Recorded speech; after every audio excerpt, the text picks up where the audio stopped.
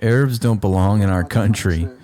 Don't you care that you'll be called a racist? I'm a racist. Every morning I recite the prayer, thank you God for not creating me a Gentile. I'm a racist. I'll stop for a Jewish hitchhiker and not an Arab because I'm a racist. I'll only hire Jews, not Arabs, because I'm a racist. I won't give charity to an Arab woman because I'm a racist. She can go to her own organizations like the Hamas. Maybe they'll give her a few shekels. That's the world's least genocide and most kind and compassionate Zionist. Let's check in on God's chosen people in their promised land. See what they're up to. Oh, they're just eating old women. Yeah, they're just eating journalists. That's cool. He hit him with a fucking stick. Oh my God, the depravity, dude. Ultimately, the Arabs are right. Zionism is the aggressor. The reappearance of the Jewish people in the land of Israel is an invasion into Arab Muslim space, says an Israeli settler. It is fear of that invasion that drives the dynamics. How do wars start? Because they fear that we will keep expanding.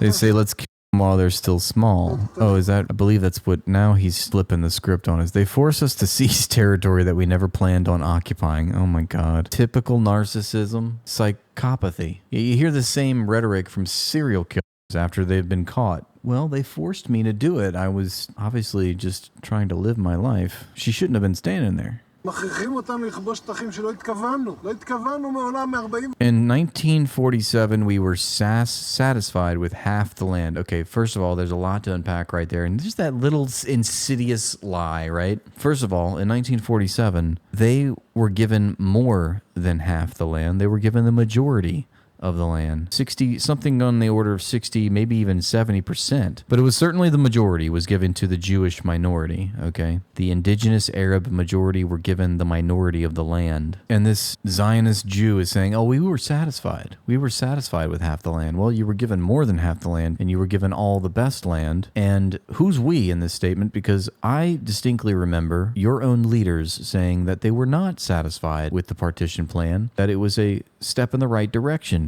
And I'm paraphrasing, but it would be the starting point for further expansion. So along those lines, the Zionists accepted the partition plan while the Arabs rejected it. Now, this schmuck is going to try to get us to believe, I'm almost certain I know where his line of thinking is going to go. He's going to get us to believe that the Jews were reasonable. It was the Arabs in 1947 which were the aggressors because they didn't co-sign or they didn't sign on with the partition plan. They rejected the partition plan. So they get what's coming to them, in other words. They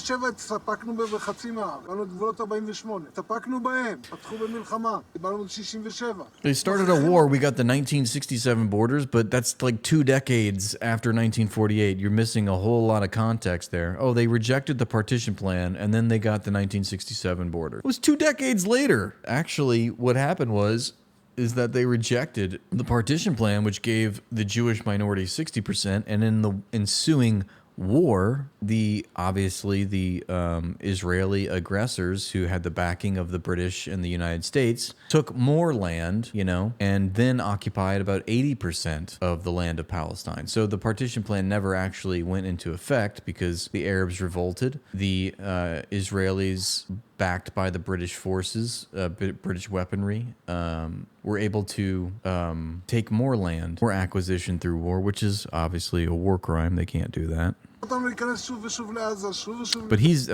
every settler tries to justify this. Forcing us to enter again and again. This is typical Zionist Jew mentality, right? Forcing us to enter again and again. They forced us. They forced us to violate their human rights. They forced us to do all these crimes against humanity. We didn't want to kill their children. They made us do it. And as Golda Meir remarked in the 70s, we'll never forgive them for having us their children.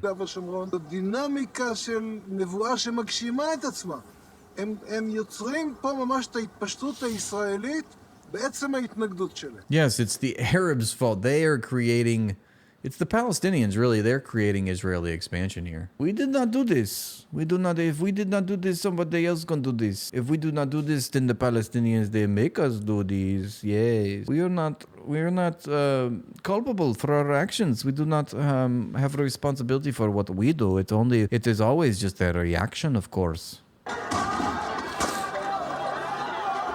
So the first Intifada, 1987, curiously, coincidentally, conspicuously, is the same year that Hamas is created as an organization. What do you think was happening all those decades from 1948 to 1956 to 1967 to 1973 to 1982, all the way up to 1987? You have the formulation of the group that still presides in the Gaza Strip.